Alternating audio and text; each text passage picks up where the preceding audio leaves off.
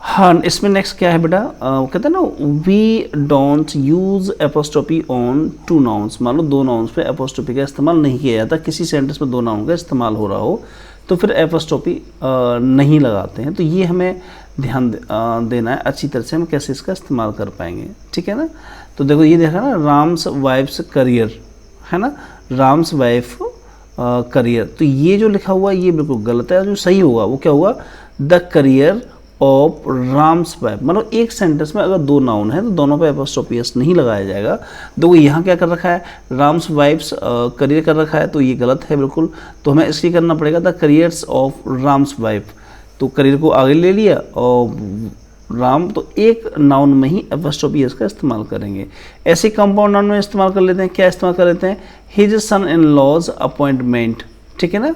तो ये बिल्कुल सही तरीका लिखा हुआ है, इसमें कोई गलती बात नहीं। The government of India order, ये बिल्कुल ठीक लिखा हुआ है क्योंकि एक जगह ही एपोस्ट्रोफी एस का इस्तेमाल किया गया है। आगे देखें आप इसमें, ये काफ़ी इंपॉर्टेंट है जो आप सभी को याद रखना है।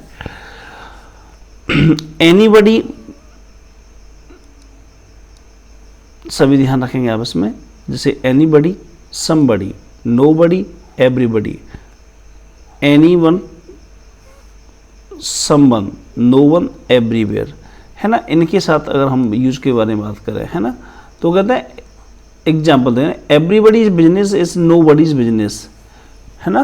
तो मान लो एनीबडी इज बिजनेस, एपोस्ट्रोफी लगा दी हमने इस तरह से, ये नोबडी इज बिजनेस, ठीक है ना। Anybody somebody with it use of else,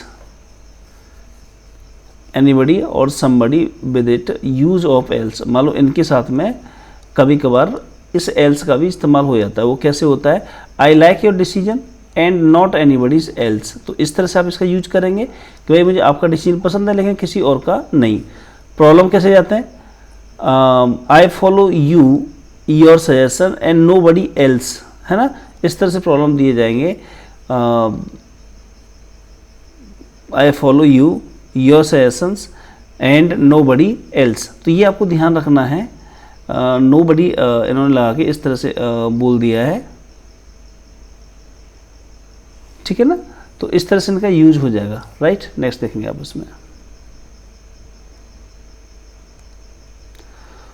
each other और an others use, they like each other's idea, बिल्कुल सही लिखा हुआ है ना। इसमें क्या होता है, a noun of noun constructions, right. अब use at the last noun, a friend of my brothers, a house of my arms. इस तरह से इनको आपको याद रखना है, काफ़ी इंपॉर्टेंट था आप लोगों के लिए, जो आप समझ पाएंगे इस चीज़ के बारे में, ठीक है ना। तो इसमें मैंने ज़्यादा बात नहीं की थी, बस सब्जेक्टिव और आपको ऑब्जेक्टिव केस समझाया था। तो ये चीज़ आपको ध्यान रखनी है कि अगर किसी वर्ब का इस्तेमाल हो रहा है तो हम उसे कैसे इस्तेमाल कर पाएंगे। मान लो कि अगर कोई वर्ड का इस्तेमाल हो रहा है तो अगर वर्ब दे रखा है, इसके बाद जो भी आएगा वो ऑब्जेक्टिव केस आएगा और इससे पहले जो आने वाला है वो सब्जेक्टिव केस आने वाला है। बस ये आपको ध्यान रखना है। आज मुझे इतनी ही बातें बतानी थी आप लोगों को। Thank you very much guys, और लाइक एंड शेयर करना और सब्सक्राइब करना ना भूलें। और भी बहुत सारी मैं वीडियो लेके आने वाला हूँ जिससे कि आप अपनी ग्रामर पर अच्छी तरह कमांड कर पाएंगे और भी बहुत सारे टॉपिक आप लोग पढ़ पाएंगे। Thank you very much.